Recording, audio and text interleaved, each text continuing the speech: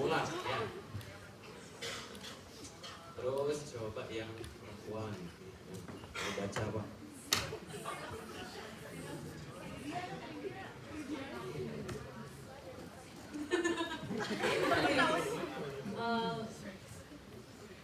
Fantasi dong. Fantasi ya. Fantasimu apa emang?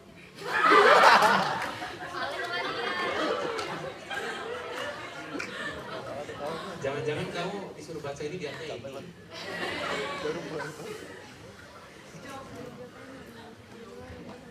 Oh ya, satu lagi setuju gak dengan itu gambaran otak perempuannya? Kayaknya setuju sih. Shopping. Shopping. Apakah benar orang yang coklat paling besar? Coklat. Enggak tanya kamu suka coklat. Ya, jadi ini kira-kira nanti gambaran yang akan kita bahas siang hari ini ya. Nah ini kira-kira pertanyaan pancingan yang untuk bisa kita jawab ya. Kita bisa tahu objek apa saja di depan kita itu kenapa ya, gimana prosesnya, atau kenapa kita bisa menyebut nama benda tanpa melihatnya ya. Jadi kita megang itu misalnya kita tahu oh ini pulpen, ini kunci. Udah pemeriksaan sensorik dan koordinasi? Sudah ya, dipelajari kan ini ya pemeriksaannya? Atau ada yang belum? Sudah OV kan ya? Sudah ya, oke. Nah ini kalau misalnya di sensorik koordinasi harusnya ada ya. Namanya istilahnya stereognosia. Jadi menyebutkan identifikasi benda tanpa harus melihat, tapi dengan sentuhan saja. Nah, bagi yang Kristen Katolik mungkin saya buka ya. Jadi di Alkitab ada kutipan ayat. Jadi Kejadian 1 ayat 28. Sebenarnya panjang ya, nggak cuma ini, cuma saya mau highlight ya. Jadi waktu itu dikatakan, kok suara saya aneh ya? Emang gini ya? Kayak ada robot-robotnya ya? Nggak enak sebenarnya. Cek, nah apa sama aja? Sama ya. Nah jadi kutipannya gini, bener ya, coba dicek ya di Alkitabnya kalau ada ya. Penuhilah bumi dan taklukkanlah itu, berkuasalah atas ikan di laut dan burung di udara dan atas segala binatang yang merayap di bumi. Dan itu Amin. Terbukti dan tercermin dari otak manusia dibandingkan dengan makhluk hidup lain. Dilihat dari goyang ya, ada vibrasinya nggak sih? Enggak ya, dengernya kayak ada goyang gitu suaranya.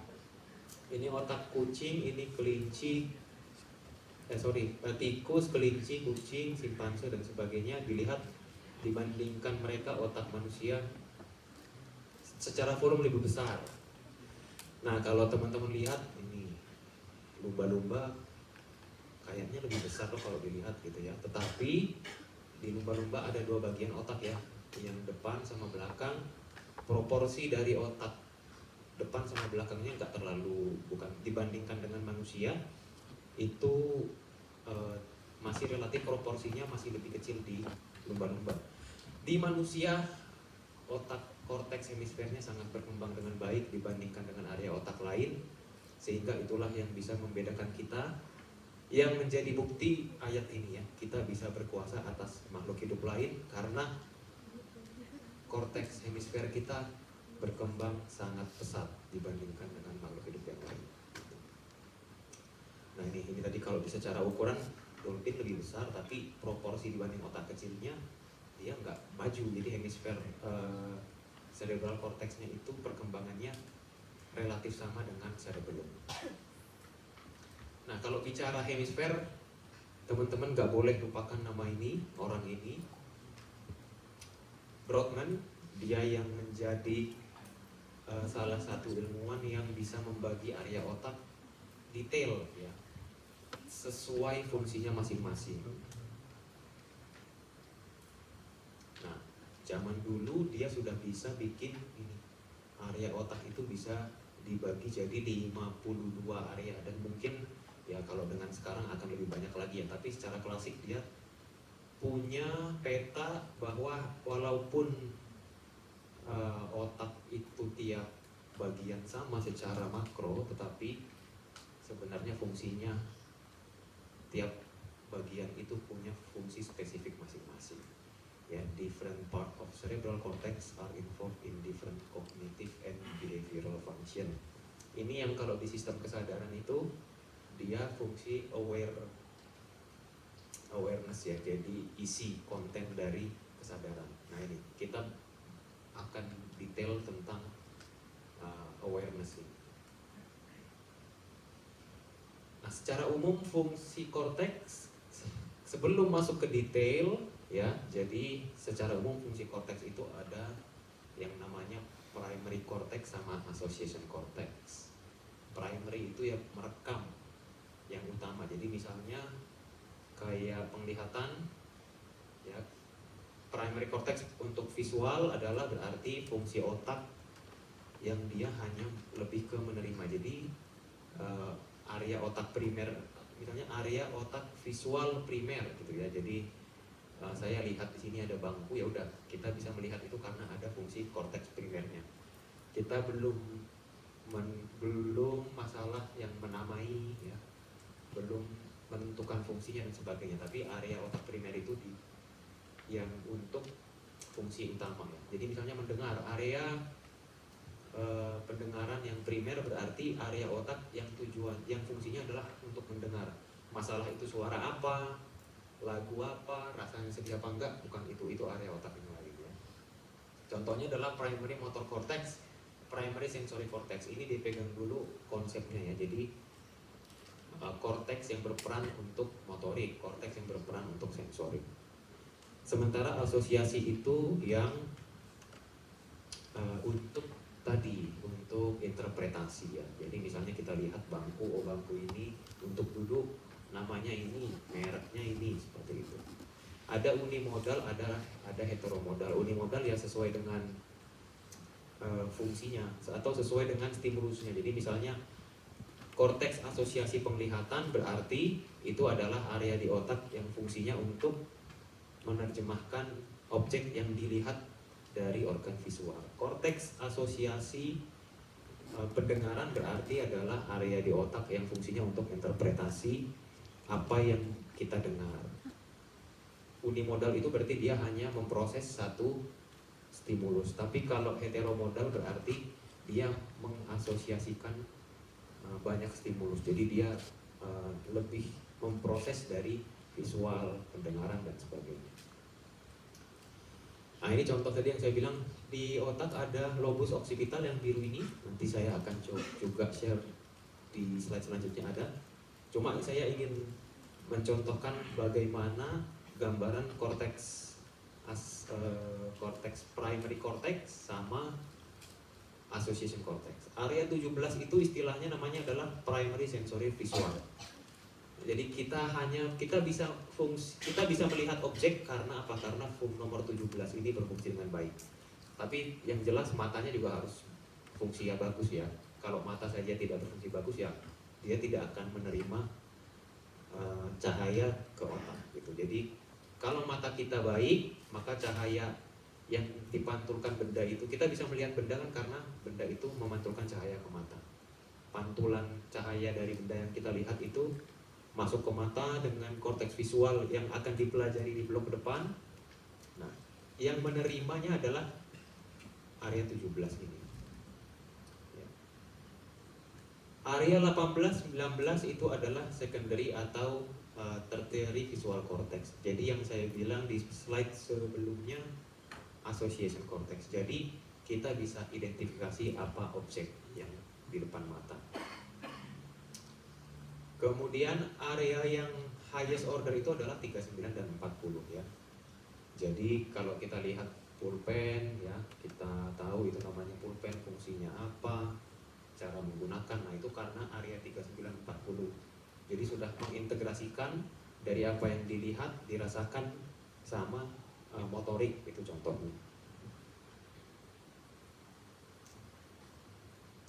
Nah kemudian fungsi otak manusia itu ada yang, walaupun otak manusia itu ada kanan dan kiri, tetapi tidak semua fungsi otak manusia itu dibagi rata di dua sisi. Ada yang fungsinya asimetris atau lateralized, ada yang fungsinya simetris. Simetris itu yang di kanan dan kiri ada. Contoh, di otak kanan dan kiri punya area motorik primer itu ada ya. Sehingga kalau teman-teman ingat lagi kuliah di blok 1G, otak kanan mengontrol ekstremitas kiri, otak kiri mengontrol ekstremitas kanan. Semua otak kita di kanan dan kiri punya pusat untuk menggerakkan, pusat merasakan. Jadi otak kanan itu punya fungsi untuk merasakan di area yang kiri, sementara sebaliknya juga ya.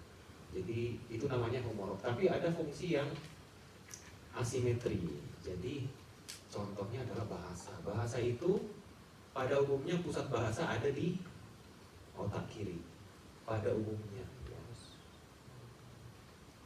Gampangnya biar nggak kebalik otak kiri apa kanan ya, kita dominan tangan kanan ya, sehingga yang kontrol area tangan kanan atau ekstremitas kanan kan otak kiri ya. Jadi sebenarnya istilah yang bagusnya adalah area dominan atau non dominan sebenarnya, otak dominan atau non dominan.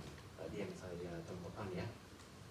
Jadi saya nggak akan ngomong otak kanan otak kiri ya, kita ngomong dominan dan non dominan. Fungsi bahasa itu fungsinya ada di dominan hemisfer.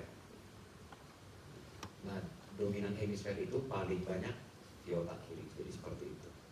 Nah, tujuannya apa dibedakan seperti ini? Hipotesisnya adalah kalau perlu respon yang cepat. Jadi misalnya ada pertanyaan, ya, komunikasi dua arah itu kalau secara neuronnya kalau harus disebarkan ke kedua otak itu kayak berbahasa nanti lebih lama dibandingkan kalau ada satu yang berfungsi khusus. Jadi istilahnya dia pusat ya, sehingga eksekusinya cepat.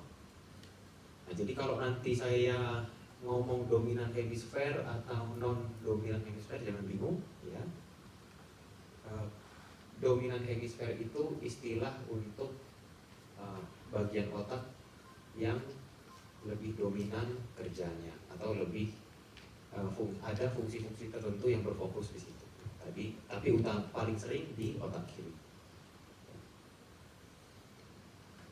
Nah, teman-teman pasti pernah dengar kalau misalnya orang matematika berarti otak kiri yang berfungsi berkembang. Kalau orangnya jago main musik, maka otak kanan yang berkembang. Kalau orang yang seniman, otak kanan. Tapi kalau yang logical thinking, ya, ilmuwan itu otak kiri. Tidak sepenuhnya salah, tidak sepenuhnya benar juga. Tetapi sebenarnya tergantung settingnya ya. Otak dominan ini ya usually left, non dominan usually right. Jadi sebenarnya otak non dominan itu fungsinya untuk sesuatu yang abstrak. Tapi kalau yang dominan itu sesuatu yang dilatih. Nah, ini contohnya ya, bahasa itu di otak dominan, tetapi untuk nada bicara ya, kemudian intonasi gitu ya, emosi itu fungsinya ada di otak non dominan ya. Sehingga kemampuan gerakan bibir itu otak dominan, tetapi gimana kita bicara, intonasinya itu sebenarnya otak non dominan. Nah, contoh yang lain ini ya, kemampuan matematika kalau teman-teman lihat sebenarnya otak kiri dan kanan ada. Tetapi atau otak dominan sama non dominan ada. Tapi kalau kita pun bisa menghitung misalnya kali-kalian pakai 25 kali 37, kemudian kita kasih di tulisan ya pakai zaman-zaman waktu sekolah. Nah, itu otak dominan yang bekerja. Tetapi kalau misalnya kita buat teman-teman panitia pengen buat acara makan-makan, oh nanti kira-kira undangannya 100, maka kita siapkan berapa ya nanti makanannya, dilebihin 120, 130 ya. Atau ada nikahan gitu ya, misalnya undangan sekian, mungkin sekian persen, berarti nanti kira-kira pesan pack makanannya sekian. Nah itu kemampuan untuk memperkirakan jumlah ya, itu ada di otak yang non dominan ya. Makanya saya bilang kalau mau dibagi perbedaan otak kanan dan kiri bukan tergantung skill matematika, tetapi otak non dominan itu abstraksi, otak dominan itu yang train atau skill ya. Contoh lagi, kemampuan bermusik. Kalau orang jago les, kemudian tahu teori, kemudian bermusiknya bagus, profesional gitu ya. Ya, dia dominan, dia memakai otak dominannya yang banyak atau otak kiri. Karena termasuk misalnya kalau teman-teman yang main musik ya, orkes ya, baca partitur ya, terus baca toge-toge ya, toge-toge nggak istilahnya ya, yang ada partitur garis 5 garis 4 terus ada bulat hitam no do re mi fa sol la si do. Nah itu membaca itu tuh sebenarnya butuh otak kiri atau otak dominan ya. Nah jadi sebenarnya nggak sepenuhnya orang yang jago bermusik itu berarti yang berkembang otak non dominannya, tidak. Tetapi yang otak non dominan berkembang kalau orang yang main musik itu dia non profesional atau otodidak ya. In untrained musician ya. Karena apa? Karena dia berarti bermain musiknya ya dengan imajinasinya sendiri ya, latihannya. Terus membaca peta. Nah ini nih, berkonflik wanita dan pria ya. Wanita tidak bisa baca peta, pria tidak bisa cari barang kan, katanya kan gitu ya. Nah, kalau baca peta itu juga sama, tidak sepenuhnya otak kanan atau non dominan. Jadi kalau teman-teman bertanya ya, kalau di Jogja biasanya kalau yang dari luar Jogja, Pak ke UKDW mana? Oh dari sini ke utara, kemudian ada simpang 3 ke barat. Nah, gitu. Nah, kalau bisa ikutin itu berarti sebenarnya otak non dominan ya. Karena kan bisa bayangin, oh utara itu ke sana, ke kanan dan kiri gitu. Ada abstraksi, tapi kalau ngikutin perintah yang langsung real direct ya, ini ke depan, kanan, nah itu kita memakai dominan otak yang kiri atau otak dominan kita. Tapi misalnya teman-teman ke rumah orang yang baru pertama kali tetapi pulangnya bisa ngikutin arah sesuai dengan yang diikuti waktu datang ke rumah, itu berarti memakai kemampuan otak yang non dominannya karena abstraksi ya. Itu contohnya. Nah, kalau saya perhatikan, kalau ini nggak ada di buku ya, ini hasil perenungan setelah pembelajaran ya. Jadi di sistem saraf itu polanya konsisten. Jadi kalau teman-teman masih ingat, di medula spinalis kornu anterior untuk motorik apa sensorik? Anterior. Oh, motorik ya. Anterior motorik, kalau yang posterior untuk sensorik. Nah, di otak juga gitu ya. Jadi area posterior itu dominan untuk sensorik. Maksudnya apa? Maksud saya adalah, nah ini, apa yang kita terima itu prosesnya banyak di area posterior, tapi eksekusinya membutuhkan area otak di anterior. Jadi fungsi judgment, decision itu ada di frontal lobe ya. Tetapi untuk yang menerima proses informasi cenderung di area yang posterior gitu. Ya, jadi diterima di belakang, kemudian yang anterior yang kasih respon. Sekarang kita masuk satu-satu ke hemisfer yang dominan ya. Yang jelas bahasa ya. Pusat bahasa itu kalau mau kita pilah lagi sebenarnya ada fungsi. Kita bisa bicara, berbahasa itu butuh apa? Butuh apa? Udara. komunikasi, bisa bahasa itu butuh kemampuan apa?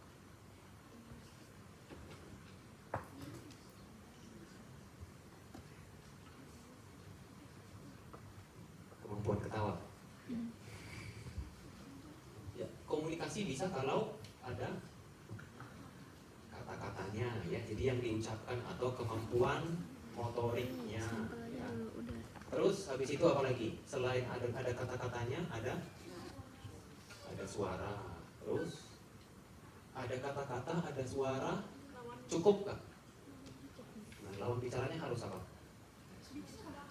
Harus paham ya, gitu ya. Jadi sehingga kalau berbahasa itu poinnya adalah basic, ada gerakan motorik atau bicara, ya suara tadi ya, suara, terus ada pemahaman ya atau komprehensi.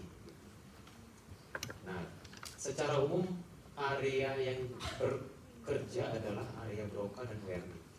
Wernicke itu yang untuk memahami tadi ya, harus paham area 22 di lobus temporal ya. Ini harus ingat ya, nanti area Brodmann-nya. Ini soalnya area-area yang terkenal. Kemudian area 4445 area Broca di lobus frontal. Itu untuk area bicara yang motorik. Sehingga kalau misalnya orang area Broca-nya terganggu, dia cuma bisa paham aja, tapi tidak bisa mengungkapkan kata-kata ya. Sehingga kalau ada pasangannya tidak bisa kuungkapkan dengan kata-kata, berarti area Broca-nya terganggu ya. Itu kesimpulannya kalau masih soal kedokteran ya. Nah, tetapi kalau ada orang yang sekarang coba sama-sama mikir ya, area misalnya orang area Wernicke-nya terganggu, mungkin nggak orang nggak paham tapi bisa bicara. Orang nggak paham bahasa tapi dia bicaranya bisa. Mungkin. Bisa tapi nggak nyambung. Kenapa? Nggak kata-kata gimana maksudnya? Ya, betul. Jadi kalau misalnya orang area Wernicke-nya terganggu, kan nggak kemampuan pemahamannya terganggu. Dia mungkin mengucapkan kata-kata tapi nggak kita paham. Ya. Tapi bisa bicara, tapi kata-kata yang keluar bahasanya tidak paham. Ya. Nah, ada struktur penting yang menjembatani keduanya, yaitu untuk pengulangan. Ya. Jadi misalnya, coba ulangi kata-kata saya. Bola.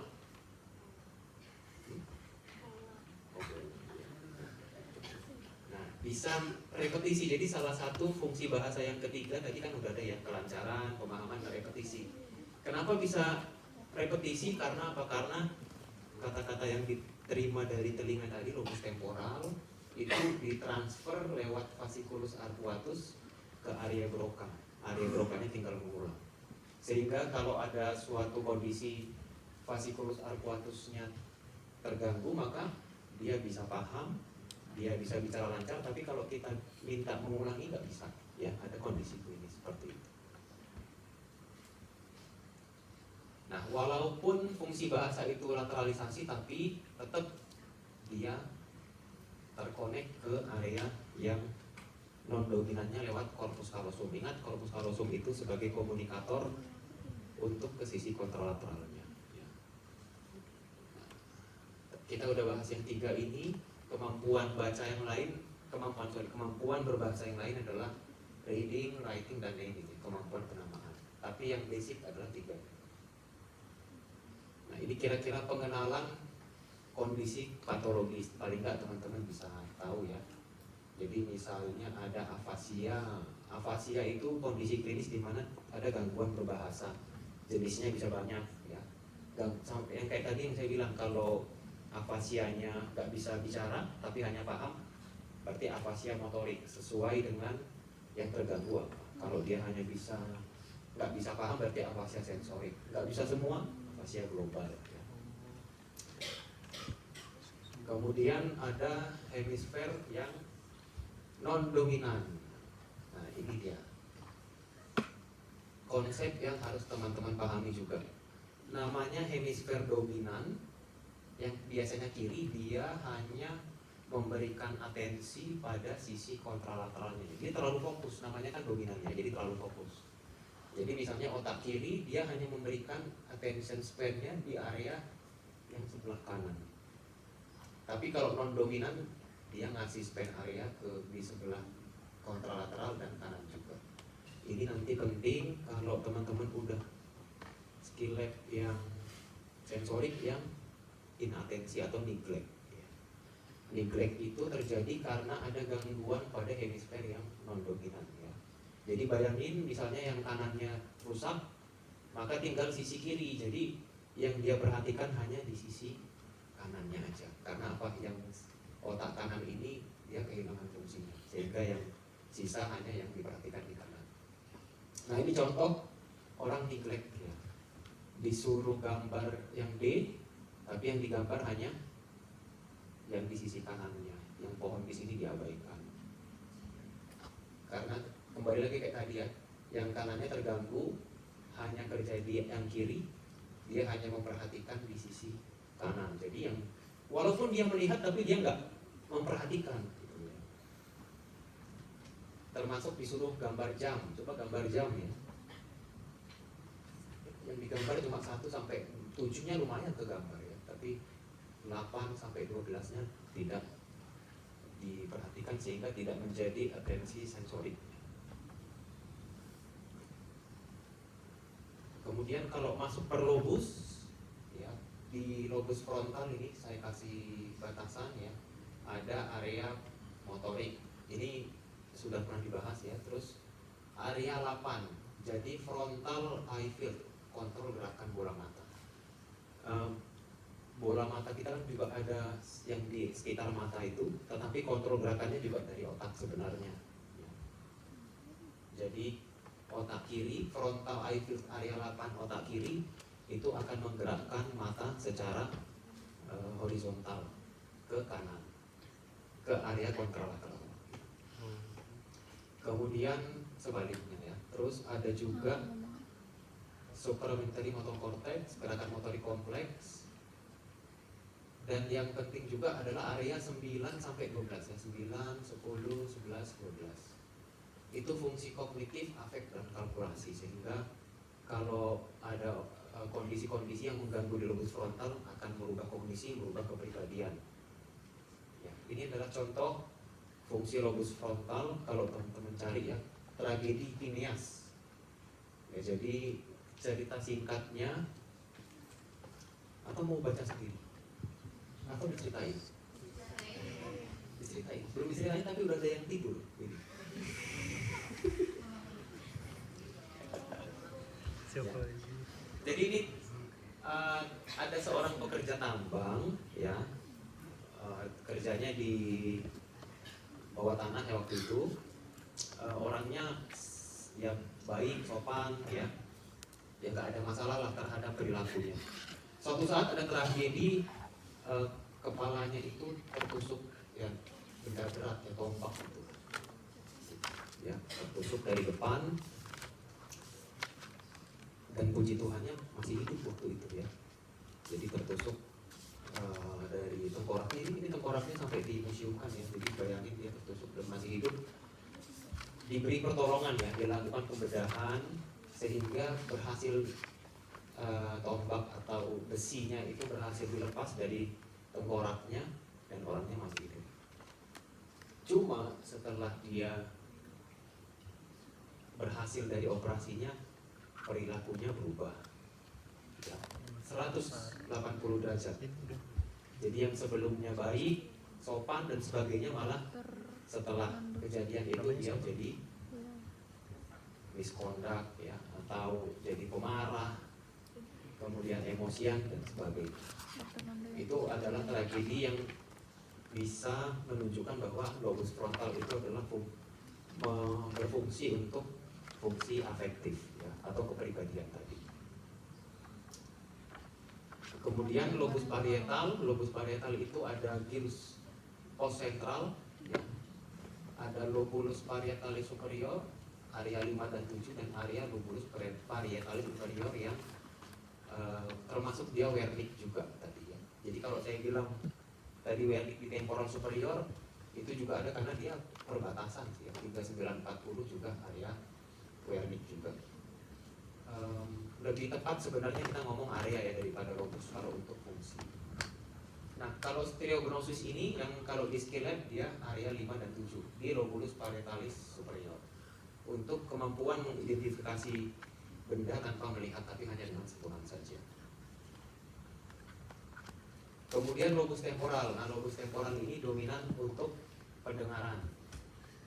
Jadi kalau lobus temporal secara anatomi dibagi jadi temporal superior, medial inferior, polus temporal dan gyrus temporal transversus. Nah, area 4142 ini area auditory primer yang sama kayak visual tadi.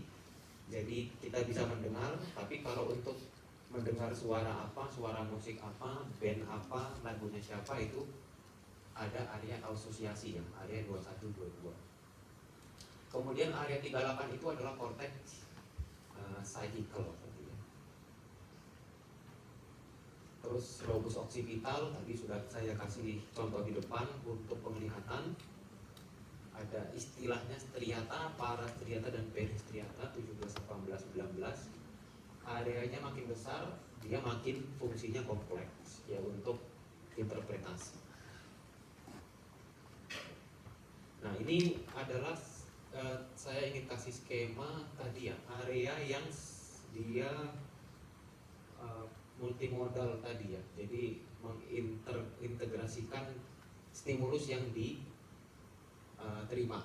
Jadi kalau dari otak ini teman-teman ada dari occipital kan ada yang lingkungan ke atas, ada lingkungan yang ke temporal ya. Jadi kira-kira seperti itu. Nah, yang ini adalah yang temporal tadi ya. Jadi kita misalnya ada melihat burung lagi terbang, ya, kemudian atau benda lagi terbang gitu ya. Terus kita interpretasi oh itu adalah burung gitu kan, atau pesawat gitu ya. Jadi persepsi objek itu lewat lobus temporal inferior area 20.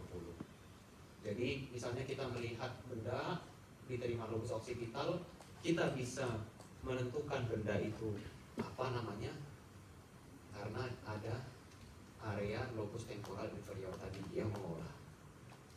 Ya, tetapi kalau kita bisa menyebutkan oh ini ada di ketinggian sekian meter, kira-kira lokasinya di sini di sekian meter kayak gitu, itu karena ada area yang untuk spasial analisis istilahnya dorsal pathway dan ventral pathway. Kalau yang posisi itu di dorsal pathway yang ke arah area parietal.